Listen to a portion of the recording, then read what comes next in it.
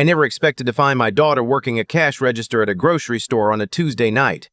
She didn't see me at first. I'd stopped in to grab milk and a box of crackers after my evening walk, the kind of mindless errand you run on autopilot when you're 62 and your routine doesn't change much. I turned down the second aisle and there she was, in a green store apron, scanning a customer's items with that mechanical efficiency of someone who's done the same motion 1,000 times. My daughter, the one who had a master's degree in accounting, the one whose husband had told me just 3 weeks earlier that she was taking time off to focus on the family. She looked up and our eyes met. For a fraction of a second, something flashed across her face. Not surprise exactly, more like the particular kind of dread you feel when a secret gets out before you're ready. "Dad," she said, just that, one word, almost a whisper. I walked to her register and waited for the customer ahead of me to finish. My daughter bagged the woman's groceries, said, "Have a nice evening," and then there was nothing between us but a conveyor belt and the hum of fluorescent lights. "How long?" I asked. She glanced at the teenager bagging at the next register, then back at me. 3 months. I put my milk and crackers down. I didn't say anything for a moment. 3 months. My daughter had been working a secret job for 3 months, while her husband told everyone she was at home with their 7-year-old son. "When do you get off?" 10. "I'll wait in the parking lot." I sat in my truck for 2 hours. I didn't turn on the radio. I just sat there watching the automatic doors slide open and close and tried to remember if I had missed something, some sign, some moment where I should have asked harder questions and didn't. Her name is Noelle. She's 34. She married a man named Curtis 9 years ago. And for the first few years, I genuinely liked him. He was personable, good with her son from her previous relationship. A boy named Theo, who was practically a baby when they met, and he seemed to make my daughter happy in a way she hadn't been in a long time. I was glad for her. I told myself she'd chosen well. I started noticing things about 2 years into the marriage. Small things at first. Curtis would answer questions I'd directed at Noelle, speaking for her the way you might finish a sentence for someone who's struggling to find a word. Except she hadn't been struggling. She'd just been slow to answer because she was always watching him first, like she needed to read his expression before committing to an opinion.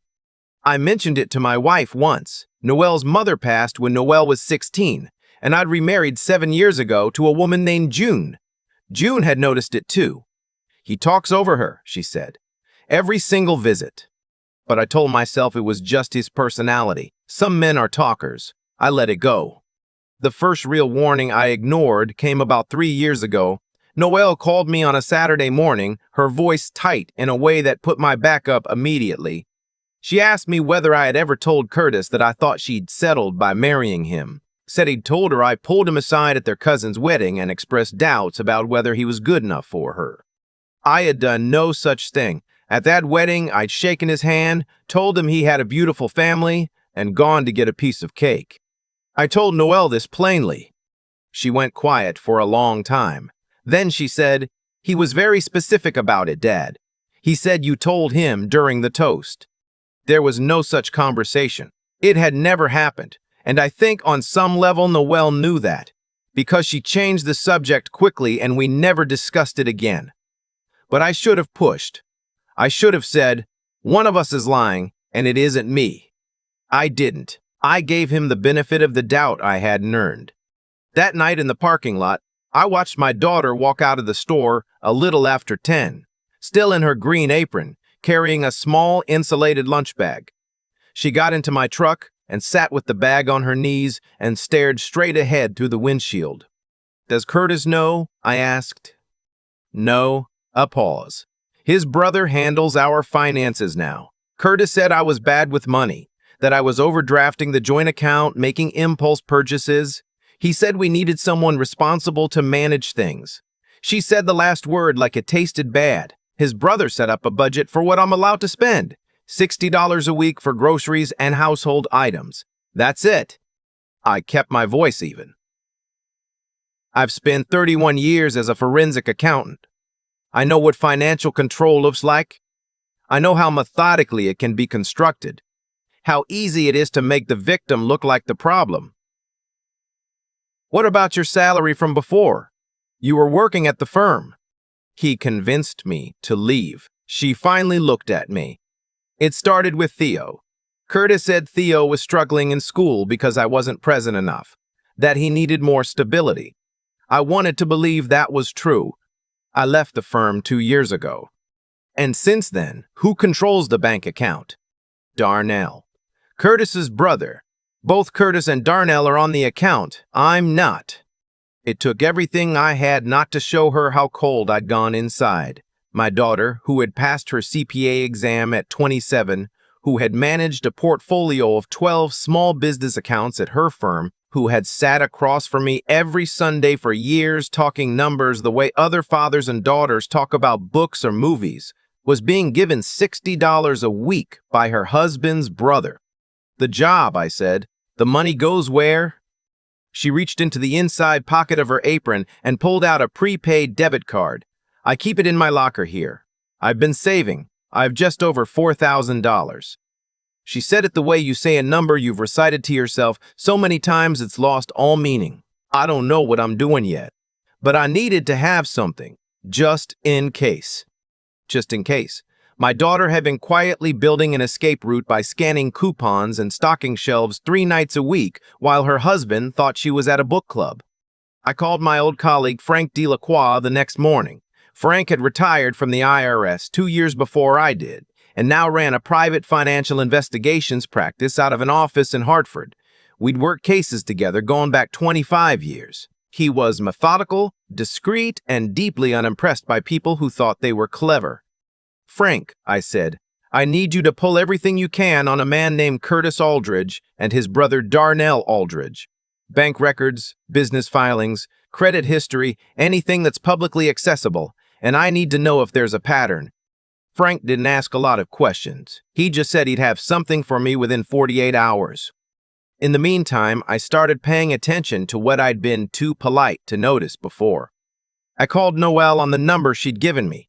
Not her regular phone, which she said Curtis checked, but a prepaid she'd bought with her secret earnings. She told me things slowly, like someone removing stitches from an old wound.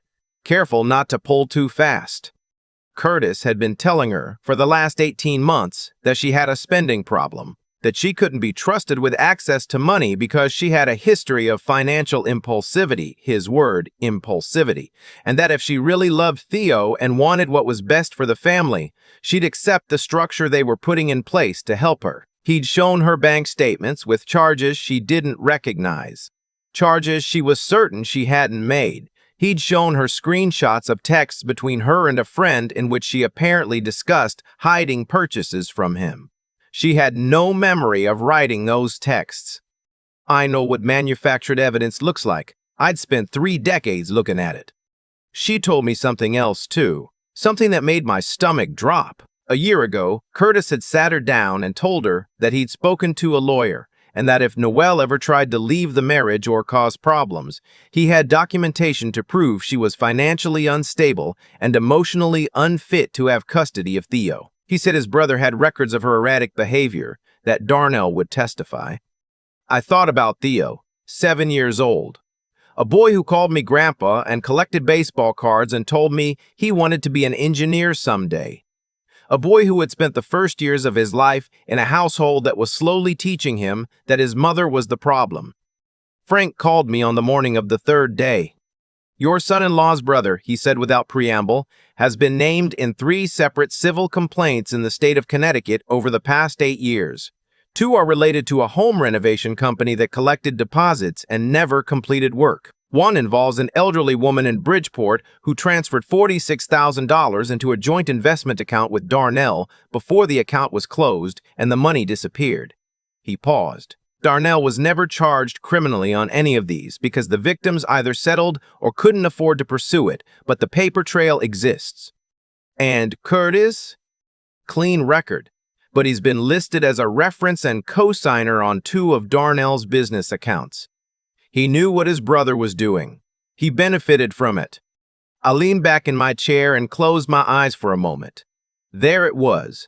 Not a man who'd lost his way or made some bad decisions under stress. A pattern, a deliberate, practiced pattern, poured it into my daughter's life and refined over 9 years. One more thing, Frank said. Your daughter's name appears on a small business loan that was taken out 14 months ago, $42,000. The loan is currently in default. My daughter didn't know she had a $42,000 loan in default. When I told Noelle, she was silent for almost a minute. Then she said, very quietly, I signed something last year. Curtis said it was for a refinancing of the house. He explained it was complicated and that I should just trust him. She hadn't signed a refinancing document. She'd signed a personal guarantee for her brother-in-law's failed business venture. I want to be clear about something. Up to this point, I had not told Noelle my full plan. I'd listened. I'd taken notes. I'd made phone calls. But I hadn't shown her what I had. I needed to know one thing first. Was she ready to fight? Because what I was about to set in motion would require her to hold steady under real pressure, and I had to be sure she could do it. I drove to the grocery store on a Wednesday afternoon, walked in during her shift, and waited at the end of her register until there was a break between customers. I need 10 minutes, I told her. We sat in her car in the back corner of the parking lot. I laid everything out plainly. The civil complaints against Darnell, the loan in her name, the connection between Curtis and his brother's business accounts, and what Frank believed would be discoverable with proper legal subpoenas. Noelle sat very still while I talked. When I finished, she looked out the windshield for a long time. I kept telling myself I was overreacting, she said. Every time I thought something was wrong, he had an explanation. And the explanation was always that I was the problem. I was confused. I was impulsive. I was anxious. I started to believe him. That's the thing about this kind of manipulation. It doesn't announce itself. It comes in like weather, slowly and from every direction, until you've lost your sense of what the air is supposed to feel like. Do you want to get out? I asked. She looked at me. Yes. Then here's what we're going to do.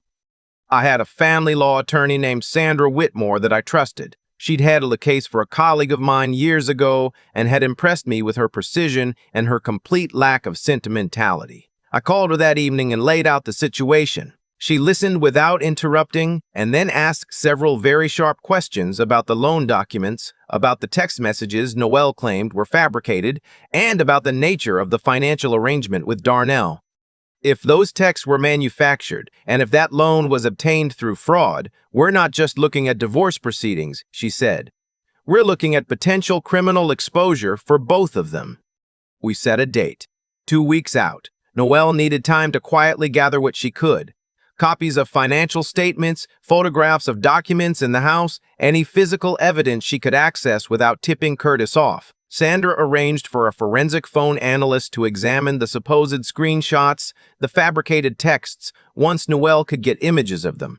In the meantime, I did the thing I'm not proud of. I called Curtis.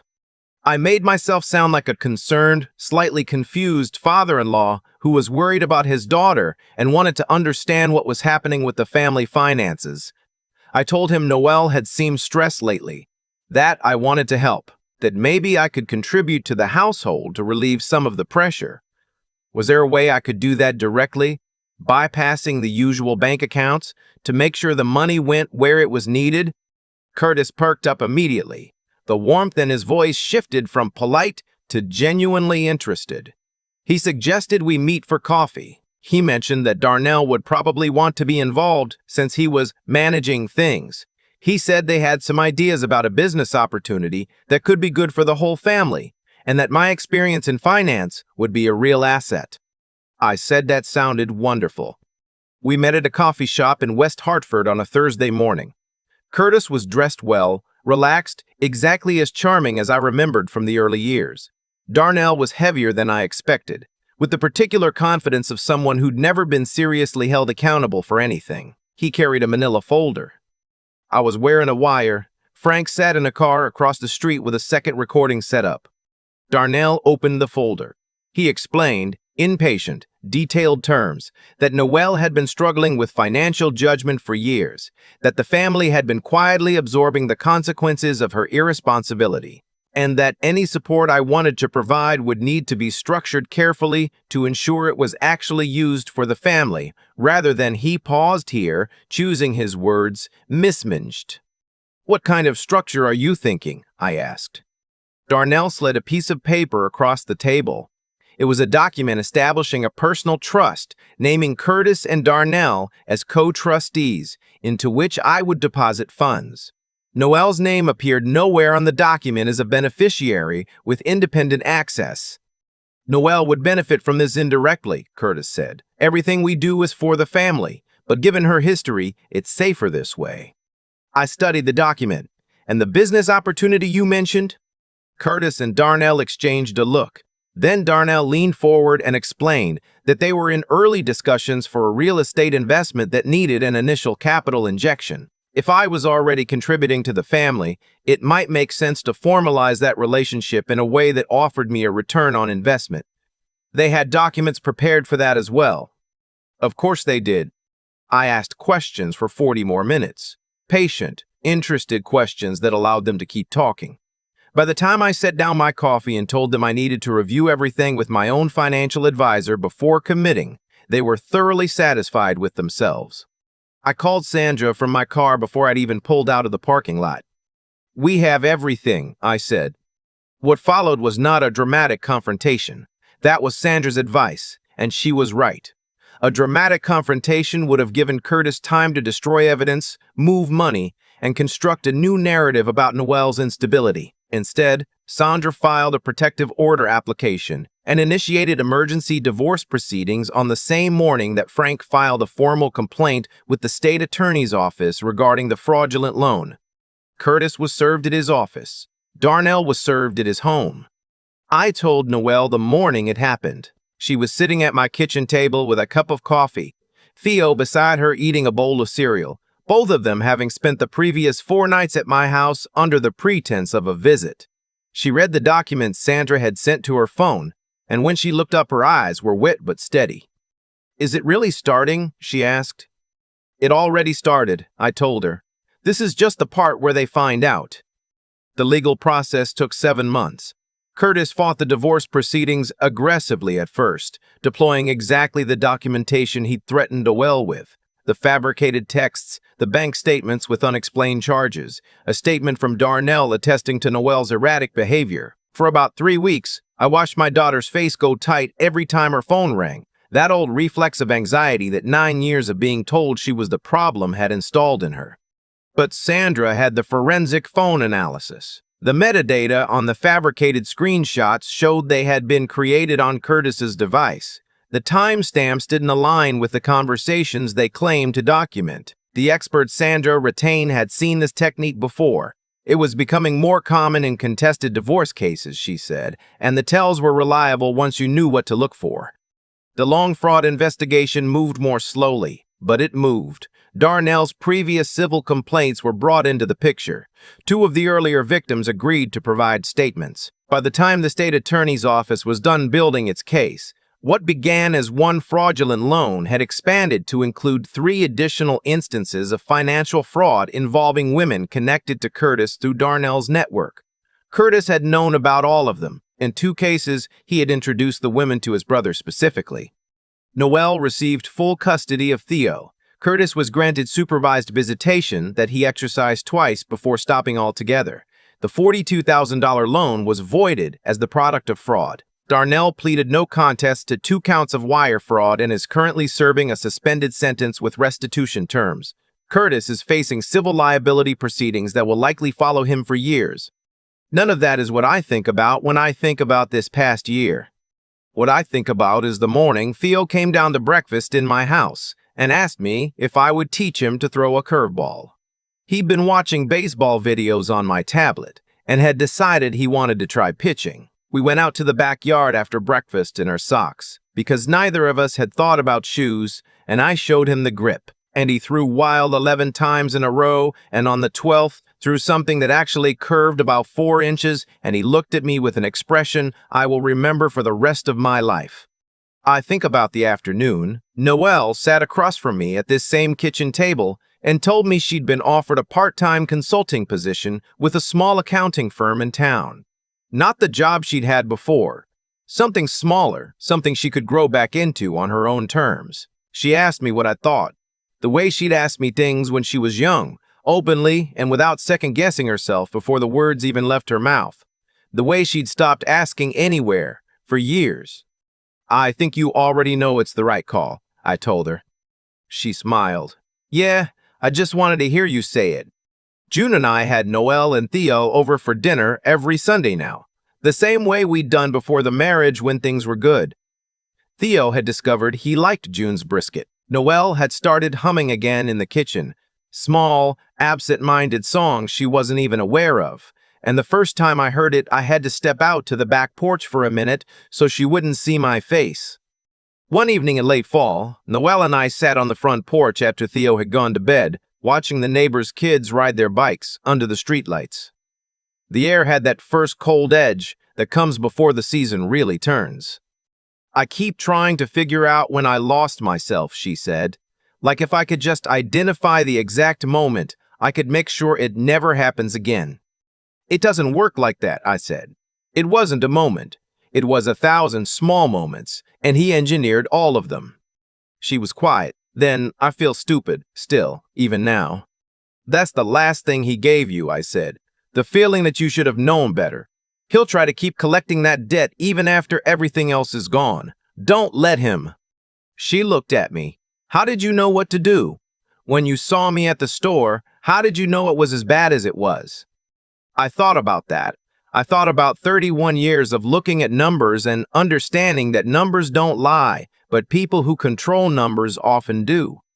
I thought about the fear in her eyes in the parking lot, the way she'd held that prepaid debit card like it was a life jacket.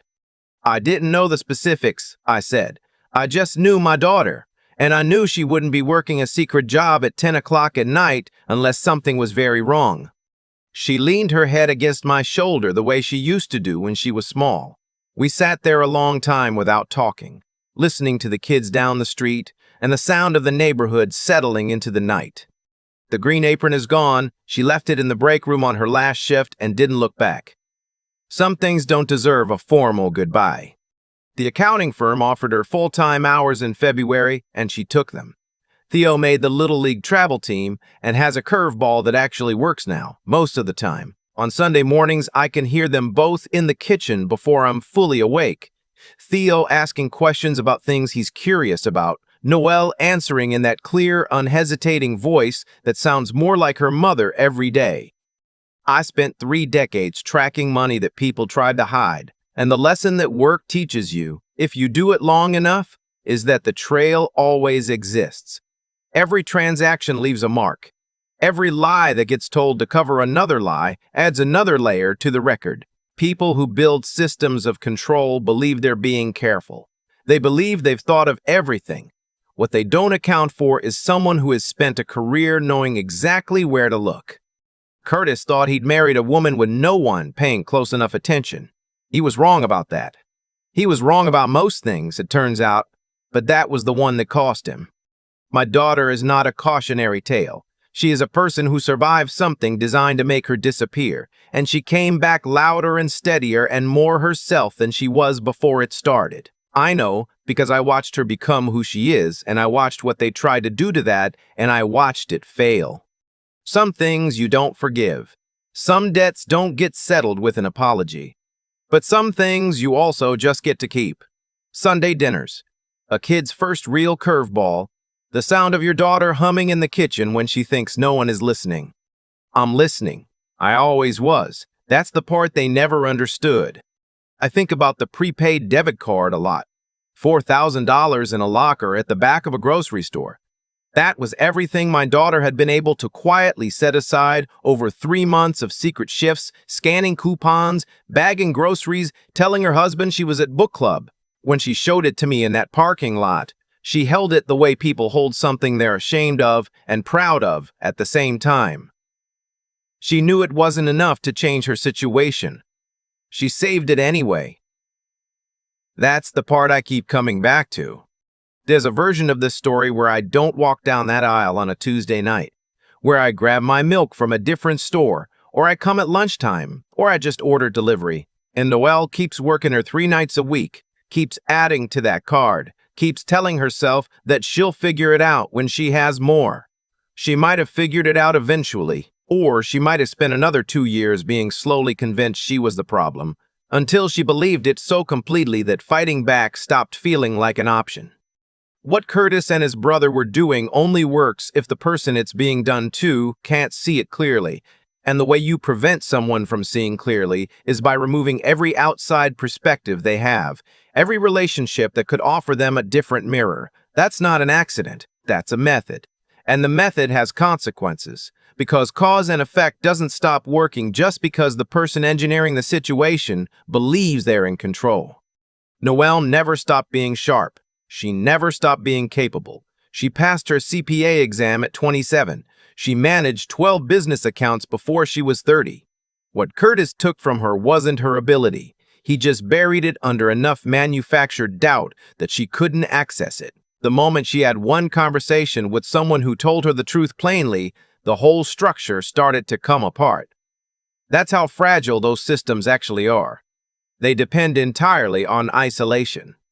I've been thinking about what it takes to survive something like that and come out the other side intact. It isn't just toughness, though Noelle has that. It's something closer to a refusal to fully surrender your own read-on reality, even when someone is working very hard to replace it with theirs. She didn't have a name for what was happening to her for years, but some part of her kept the receipt, kept the evidence, bought the prepaid card. That quiet, stubborn insistence on having something that was hers, that's what kept the door open. And then there's what comes after, because surviving isn't the same as rebuilding, and rebuilding requires something different than surviving does. It requires looking at what you've been through honestly, without letting it define you entirely, and deciding what you want the next chapter to look like on your own terms. Noelle is doing that, slowly and imperfectly, the way real things get done. I spent my career following paper trails. The lesson that work teaches you is that the truth is always there if you know where to look, and that people who construct lies always leave more evidence than they intend to. Integrity isn't just a moral position. It's also, practically speaking, the only strategy that doesn't eventually collapse under its own weight. Curtis thought he'd built something solid. He built something that fell apart the moment someone looked at it directly. Noelle is the one still standing. That's the only scorecard that matters.